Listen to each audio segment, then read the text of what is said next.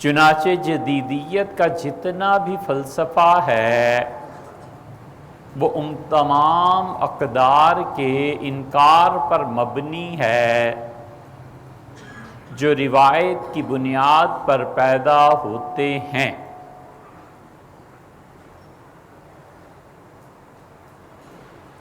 Communism کا دور آیا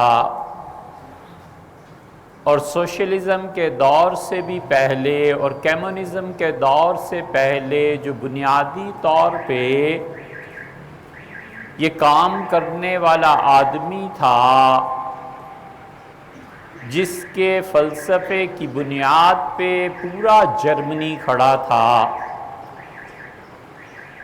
اور اس وسعت سے اور اس گہرائی سے لوگوں کے دلوں میں سمایا کہ کوئی آدمی شرم کے مارے یہ کہہ نہیں سکتا تھا کہ میں نے اس کو نہیں پڑھا۔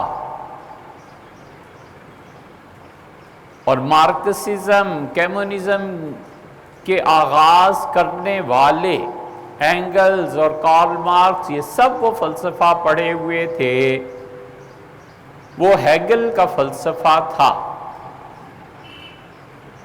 اور ہیگل نے دنیا میں یہ نظریہ پیش کیا کہ ہر چیز کے اندر خود اس کا انکار چھپا ہوا ہوتا ہے اور اقرار میں خود انکار ہوتا ہے، اور جو اقرار کا انکار ہے اس کا انکار کرنا بھی ضروری ہے۔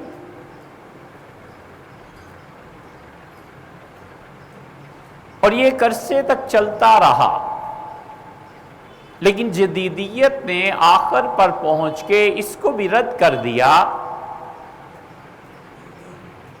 اور جدیدیت میں دو چیزیں ایسی پیش آ گئیں جو پوری دنیا کو ہلا دینے کے لیے کافی تھیں اور ہیں۔ اور جدیدیت کے فرد نے انسان اور اس کائنات کے تعلق کو قائم رکھا اور کہا اس کے علاوہ اللہ، وحی، آخرت یہ سب کی سب ڈرائنگ روم میں رکھنے کی چیزیں ہیں، ان کی کوئی حقیقت نہیں ہے۔ کائنات میں خدا کا وجود ہے ہی نہیں، اور اگر اللہ کا وجود ہے بھی تو وہ نجی اپنی ذاتی زندگی کے لیے ہو سکتا ہے۔ فرد اگر معاشرے میں آئے گا تو اللہ کا انکار کرے گا، یا اللہ کا انکار نہیں بھی کرے گا تو اللہ کی کسی بات کو لوگوں پر نافذ نہیں کرے گا۔ اور روایتی انسان یہ کہتا تھا کہ کائنات در حقیقت اللہ کو پہچاننے کا ذریعہ ہے، اور 4%، 5% کائنات جو اب تک ظاہر ہو چکی ہے یہ ناقص علم، اور ممکن ہے یہ علم غلط ہو، اس کے باوجود اس علم ناقص کی تاثیر یہ ہے کہ ہم اللہ کو مانتے ہیں، اور اگر حقیقی علم اس کائنات کا ہو جائے تو خدا کی معرفت میں بہت اضافہ ہو جائے گا۔ جدید شخص نے اور جدیدیت نے اور انلائٹنمنٹ کے ایک حصے نے سب سے بڑے دو مظالم کیے۔ ایک ظلم پوری دنیا میں ہوا، اور انہوں نے کہا کہ ہر وہ خبر جو حواس سے ماورا ہے انکار کے قابل، چھٹی۔ ہر وہ خبر جس کا سورس اور مصدر انسانی حواس نہیں ہے ہم اسے نہیں مانیں گے۔ آنکھ دیکھتی ہے، اور دیکھنے سے جو چیز حاصل ہوتی ہے یہ ایک علم ہے، اور اس کے مقابلے میں اندھا اگر یہ خبر دیتا ہے کہ میں نے چین میں ایک مچھر کو دیکھا ہے اور اس نے ایک انسان کو کاٹا ہے اور وہ مر جائے گا، وہ کہتا ہے میں بالکل نہیں مان سکتا، اس لیے کہ تم اندھے ہو ظاہر سے بھی، اور دل کی کوئی بینائی اگر تم دعویٰ کرتے ہو تو ہمارے لیے قابل تسلیم نہیں ہے۔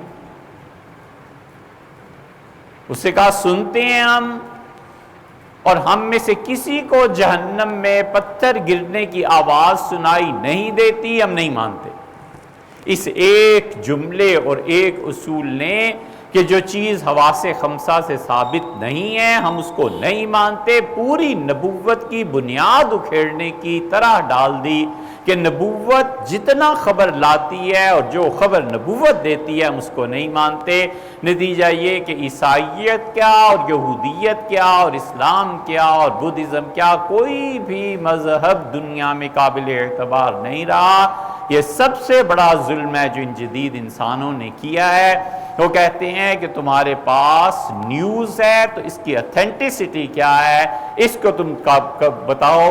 جنت اگر حضور صلی اللہ علیہ وسلم نے دیکھی ہے تو کدھر ہے وہ جنت اور کدھر ہیں وہ دیکھنے والے جنہوں نے دیکھی تھی؟ حتیٰ کہ ابھی حال ہی میں ایک کتاب یورپ سے امریکہ سے آئی اور اس کو پڑھا، اس سے کہا محمد صلی اللہ علیہ وسلم کا نام کا آدمی کوئی دنیا میں پیدا ہی نہیں ہوا تھا۔ اسے کہ یہ سب جھوٹ ہے جو تم 1500 سال سے دنیا میں پھیلا رہے ہو۔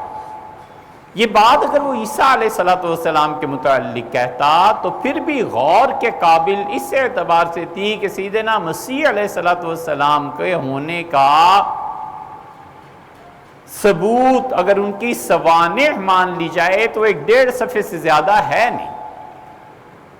یہ بات اگر وہ حضرت مریم کی کنواری ہونے کے بارے میں کہتا تو پھر بھی قابل غور با ایمانہ تھی کہ حضرت مریم اور عیسیٰ علیہ السلام ان کی پاکیزگی کی اور سیدنا مسیح علیہ السلام کے وجود کی قرآن اگر نہ ہوتا اور گواہی نہ دیتا تو پھر تو باتیں الگ تھیں۔ قرآن نے اس کی گواہی دی اور بہت زور و شور سے اللہ نے کہا میں نے لعنت کی یہودیوں پر، اور اس کے بعد خدا نے کہا وَعَلَىٰ مَرْيَمَ بُهْتَانًا عَظِيمًا۔ یہودیوں کا قصور کیا ہے؟ اللہ نے کہا عَلَىٰ مَرْيَمَ بُهْتَانًا عَظِيمًا، یہ جو مریم پہ بدکاری کی تہمت لگاتے ہیں اس سے میرا غضب اور غصہ اس قوم پہ نازل ہوا کہ ایک پاک دامن پہ تہمت لگاتے ہیں۔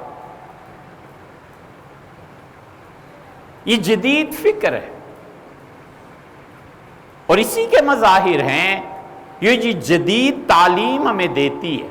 یہ فزکس، یہ بیالوجی، کیمسٹری اور جتنے علوم پڑھائے جاتے ہیں، علامہ اقبال روتے تھے 80 سال پہلے ہمارے زمانے میں ہوتے تو غم سے مر جاتے۔ یہ قائد اعظم یونیورسٹی میں چلے جاؤ اور وہ ڈپارٹمنٹس دیکھو جہاں پر یہ جدید علوم بہت زور و شور سے پڑھائے جا رہے ہیں، اور ہم سے آ کے پوچھو جو پبلک میں رہتے ہیں، بچے صاف کہتے ہیں کہ اللہ کے ہونے کا کیا ثبوت ہے، جنت کا کیا ثبوت ہے، جہنم کا کیا ثبوت ہے، میں تقدیر کو نہیں مانتا، میں ان چیزوں کو نہیں مانتا، اور وہ نہیں جانتا کہ یہ باتیں کفر کی ہیں۔ وہ کہتا ہے کفر کیا ہے اور ایمان کیا ہے، مجھے کوئی پرواہ نہیں۔ یہ جدیدیت کا ظلم ہے۔ عیسائی نہ رہے، یہودی نہ رہے، مسلمان نہ رہے۔